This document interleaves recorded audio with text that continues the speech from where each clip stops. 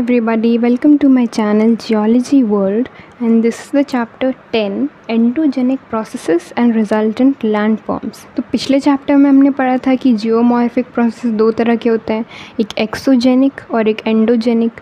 Exogenic तो अर्थ के बाहर होने वाले हैं और अर्थ के इंटीरियर के अंदर जो प्रोसेसेस होते हैं जो अर्थ के सरफेस को भी अफेक्ट करता है, उन प्रोसेस को एंडोजेनिक प्रोसेस बोलते हैं।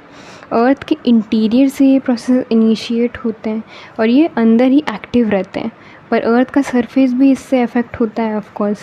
Sources of energy for endogenic process. अब जो एंडोजेनिक प्रोसेस होते हैं वो कौन से सोर्स से एनर्जी लेते हैं, उन्हें कहाँ से एनर्जी मिलती है होने के लिए?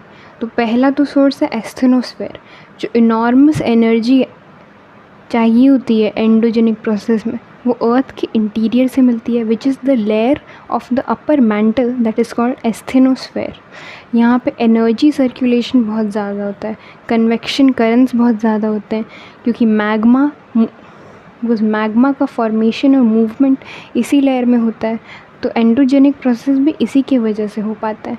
दूसरा है हीट एनर्जी जो कि रेडियो एक्टिव एलिमेंट्स जनरेट करते हैं अर्थ के अंदर के, उससे भी एनर्जी मिलती है। तीसरा है primordial heat from the origin of the earth, जो अर्थ के बनते समय जब अर्थ का फॉर्मेशन हो रहा था, जब एक बिग बैंग से जो बहुत बड़ा धमाका था उससे अर्थ का फॉर्मेशन हुआ था, तो बहुत सारी एनर्जी जो है जनरेट हुई थी, पर वो सारी एनर्जी जो है वो निकल नहीं पाई थी। जब उस एनर्जी के निकलने के फ्लो में कोई इंटरप्शन आ जाता है तब भी डिस्टर्बेंसेस क्रिएट होते हैं और एंडोजेनिक प्रोसेस तब भी होता है।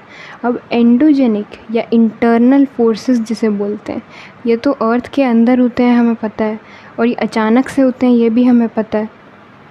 और अर्थ के क्रस्ट में जो भी मूवमेंट होता है, किसी लैंड का धंसना या अपलिफ्ट होना, कॉन्टिनेंट्स का बनना, माउंटेन्स का बनना, प्लेट्यूज़ का बनना, अर्थक्वेक्स का होना, वॉल्केनिक एक्टिविटीज़, ये सारी चीज़ें होती है एंडोजेनिक प्रोसेसेस की वजह से। The process involved in disturbance and dislocation of the earth's crust including its bending. अगर अर्थ का क्रस्ट बेंड हो जाए, फोल्ड हो जाए, टूट जाए, ब्रेक हो जाए, तो ये सारे जो चेंजेस आते हैं क्रस्ट के, ये सारी चीज़ें ब्रॉडली डायस्ट्रॉफिज्म कहलाती है। डायस्ट्रॉफिज्म जितने भी अर्थ के क्रस्ट में बड़े बड़े चेंजेस आते हैं, जैसे कि अर्थ का क्रस्ट का एलिवेट हो जाना या उसका मूव होना, तो ये सारे बड़े बड़े चेंजेस हैं। फॉल्टिंग और फोल्डिंग भी, तो ये सारी चीज़ें डायस्ट्रॉफिज्म ही कहलाती है। अब यहाँ पे डिफरेंट टाइप्स ऑफ डायस्ट्रॉफिज्म दिए हुए हैं। पहला है अपायरोजेनिक प्रोसेसेस। ये वो प्रोसेस होते हैं जिसमें कि अपलिफ्टमेंट या सब्सिडेंस होता है, मतलब लैंड मास जो है या तो धंस जाए या वो अपलिफ्ट हो जाए, तो उसे अपायरोजेनिक प्रोसेस बोलेंगे। ओरोजेनिक प्रोसेस क्या होता है, जिसमें कि ओरोजेनिक प्रोसेस इसे माउंटेन बिल्डिंग प्रोसेस भी बोला जाता है, जिससे कि फोल्डिंग और फॉल्टिंग तो होती है पर वो बहुत सीवियर हो जाए, अगर बहुत ज़्यादा हो जाए तब वो ओरोजेनिक प्रोसेस होगा, क्योंकि उससे फिर माउंटेन्स भी फॉर्म होंगे। तीसरा है अर्थक्वेक, अर्थ का सरफेस मूव होता है, वाइब्रेट करने लगता है, तो उसे अर्थक्वेक बोलेंगे। चौथा है प्लेट टेक्टोनिक्स, जो अर्थ की प्लेट्स है वो अपनी जगह से जब मूव करे हॉरिजॉन्टली, तो प्लेट टेक्टोनिक्स हो गया, तो ये भी डायस्ट्रॉफिज्म का ही पार्ट है। आइसोस्टैटिक मूवमेंट में जो कि हम ऑलरेडी पढ़ चुके हैं। वॉल्केनिज्म तो हमें पता ही है कि अर्थ के अंदर से मैग्मा बाहर आना। Now what is eustatic movements? Eustatic होता है सी बेसिन की जो वाटर होल्डिंग कैपेसिटी होती है, ये सी फ्लोर स्प्रेडिंग से रिलेटेड है। जब सी का फ्लोर स्प्रेड होता है तो वाटर रिटेनिंग कैपेसिटी भी बढ़ जाती है ओशंस की या सीज़ की, और जब वो घट जाता है अगर सी का फ्लोर, तो वाटर रिटेनिंग कैपेसिटी भी घट जाती है। तो ये सी फ्लोर स्प्रेडिंग से रिलेटेड कॉन्सेप्ट भी है। तो ये सारी चीज़ें हम पढ़ चुके हैं, प्लेट टेक्टोनिक्स, आइसोस्टैटिक, यूस्टैटिक, वॉल्केनिज्म, ये हम डिस्कस कर चुके हैं। पर अपायरोजेनिक और ओरोजेनिक ये क्या होता है, ये इसको डिटेल में पढ़ते हैं। नाउ अपायरोजेनिक मूवमेंट्स को कॉन्टिनेंट बिल्डिंग या प्लेट्यू बिल्डिंग मूवमेंट्स भी बोला जाता है।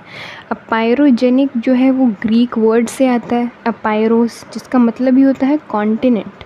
जो प्रोसेस से कॉन्टिनेंट्स बनते हैं, प्लेट्यूज़ बनते हैं, उसी प्रोसेस को अपायरोजेनिक मूवमेंट्स बोलेंगे। ये एक वर्टिकल मूवमेंट जैसा होता है।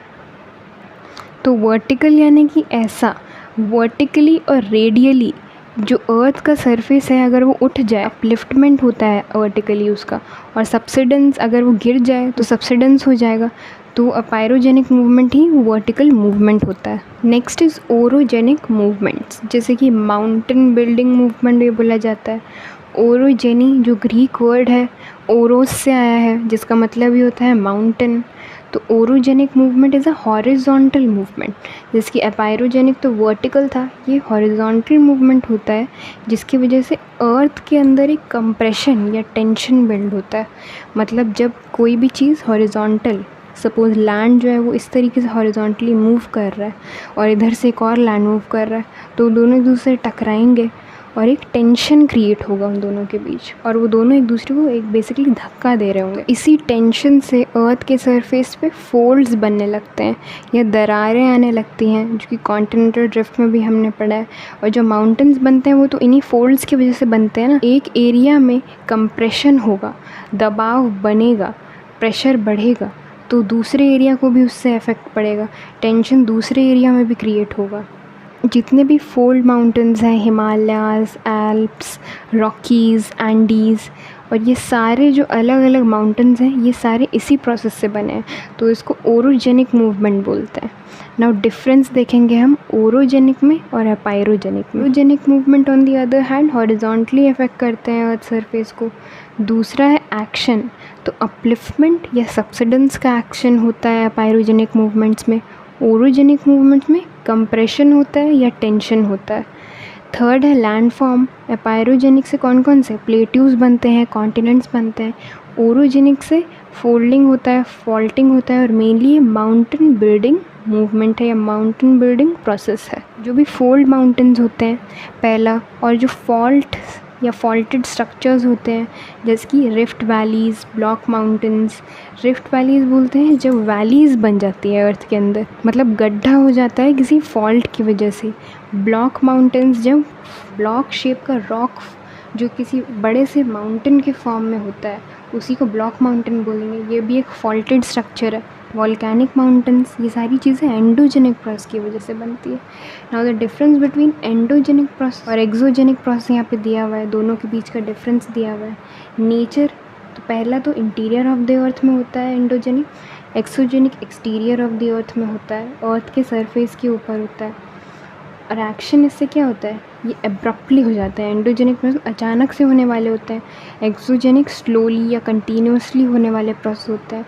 थर्ड है एक्टिविटी, अर्थ का क्रस्ट या तो अपलिफ्ट होता है या धंसता है, सबसाइड होता है, और सी लेवल में भी चेंजेस आते हैं। एक्सोजेनिक प्रोसेस में क्या होता है, अर्थ सरफेस का वेयर डाउन होता है, मतलब अर्थ सरफेस धीरे धीरे धीरे धीरे जो स्मॉल लेवल पे, बहुत छोटे लेवल पे घटता है, और वो भी बहुत स्लो प्रोसेस में, जिसकी डेन्यूडेशन हो गया, वेदरिंग हो गया, इरोजन हो गया।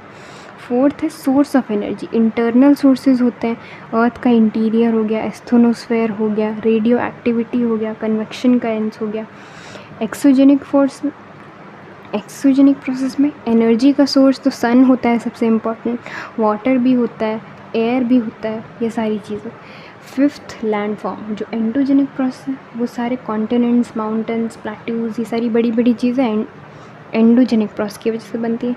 एक्सोजेनिक प्रोसेस में लो प्लेट्यूज बनते हैं, जो कि ऊंचे ऊंचे हाईलैंड्स है, इनमें इरोजन हो जाता है, ये इरोड होके वेयर डाउन होके छोटे हो जाते हैं, तो ये लो प्लेट्यूज फॉर्म कर लेते हैं, और इरोडेड मटेरियल्स के थ्रू जो प्लेन्स बनते हैं, जो डेल्टाज बनते हैं, ये एक्सोजेनिक प्रोसेस की वजह से बनते हैं।